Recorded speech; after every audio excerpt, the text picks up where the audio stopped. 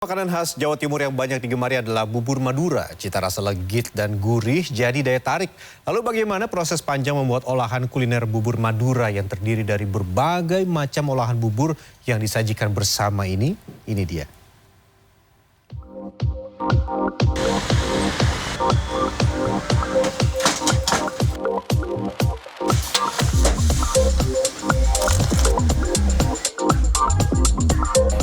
Bubur, ayo cantik, Mbak mampir bubur Madura. Ayo sayang, beli bubur Madura ya. Satu, campur.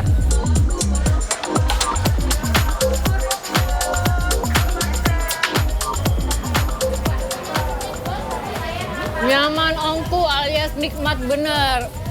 Ini nih namanya bubur Madura. Makannya sih cukup 5 menit, tapi ternyata proses pembuatannya panjang banget. Pengen tahu? Hari ini saya akan ajak Anda sehari menjadi penjual bubur Madura.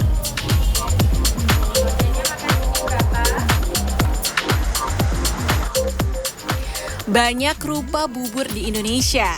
Salah satunya di Jawa Timur ada kuliner bubur legendaris yaitu bubur Madura. Bubur Madura memiliki cita rasa unik. Perpaduan rasa manis dan gurih berisikan campuran beberapa bubur lain seperti bubur ketan hitam, bubur sumsum, bubur mutiara, dan bubur serintil. Karena banyak pelengkap, proses pembuatannya bisa memakan waktu 1 hari penuh.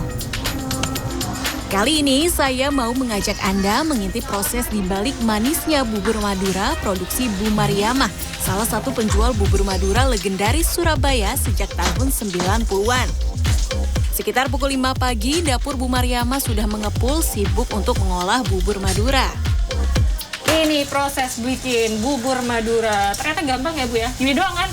Yang enggak masih panjang lah, Bu. Masih panjang, Ya. Oke. Ini dicuci lagi Bu? Ya. Oke, saya cuci lagi ya Bu ya. Sampai bersih, oke. Ya, cuci. Ketan hitam adalah salah satu bahan untuk pelengkap bubur Madura. Ini yang proses pengolahannya memakan waktu paling lama. Setelah dicuci bersih, ketan hitam harus direndam semalaman hingga mengembang karena itulah harus dibuat paling awal.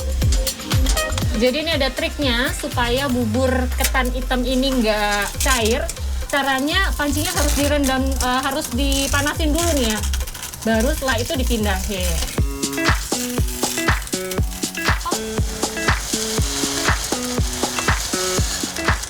Jika Anda melihat butiran-butiran berwarna merah muda di sajian bubur Madura, ini dia yang namanya bubur mutiara. Mutiara berbahan dasar sagu. Kalau ini cukup singkat pembuatannya. Cukup masukkan ke dalam air panas lalu aduk hingga mengembang. Walaupun singkat, tapi ada triknya ya. Kalau sekarang ini proses membuat bubur mutiara. Nah ini supaya nggak gosong, ini cara ngaduknya harus cepat. Harus cepat, kemudian apinya cukup kecil aja. Supaya nggak lengket dan juga gosong. Lanjut ke proses selanjutnya yaitu bubur serintil. Bubur serintil terbuat dari tepung beras yang dipadukan dengan gula merah. Tampilannya berwarna coklat dan bertekstur lebih lengket. Ternyata membuat bubur Madura ini banyak sekali tantangannya. Tantangan berikutnya adalah membuat bubur serintil. Jadi ini nggak seperti kelihatan adonan seperti biasanya ya. Karena sambil diolah atau diaduk atau bahasa Jawanya diuleni, ini saya harus memegang tepung dengan yang air panas mendidih. Jadi kalau nggak biasa kayak saya ini jadi sedikit sakit ya karena kena air panas ya. Cuma kita proses. Sebelum akhirnya nanti dibentuk jadi adonan kecil-kecil. Bubur serintil. Setelah jadi padat, adonan ini mulai dibentuk kecil-kecil. Ini sudah jadi dari hasil yang tadi berupa adonan, sekarang sudah jadi adonan yang lebih padat. Selanjutnya kita mau bentuk dan masukkan ke air panas. Masukin Ibu. Ternyata tidak semudah yang saya kira untuk membuat bulatan kecil bubur serintil ini. Dibutuhkan bentuk dan ukuran yang konsisten sehingga tampak cantik ketika disajikan. Selain membuat bubur serintil, kita masuk komponen utamanya, bubur sumsum. Terbuat dari olahan tepung dengan resep turun-temurun. Biasanya pada bubur sumsum terdapat bola-bola kecil perpaduan tepung dan kelapa parut.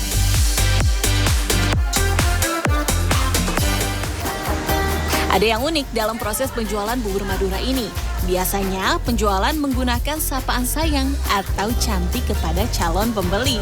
Tujuannya selain untuk menarik perhatian pembeli, sapaan ini kerap digunakan sebagai simbol keramahan dan keakraban dari suku Madura. Bubur, ayo cantik, Mbak mampir bubur Madura. Ayo sayang, di bubur Madura ya? Satu, campur. Ini bubur sumsum. Lanjut. Yang ini yang Gendul. seruntil ya Bu ya? Ya. Nah, ada gula merahnya. Kalau ini bubur mutiara.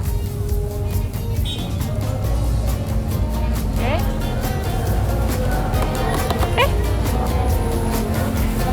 Bubur ketan hitam.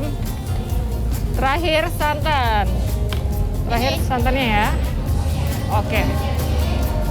Bubur talam. Bubur talam terakhir baru disiram santan. Oke. Sendoknya sini.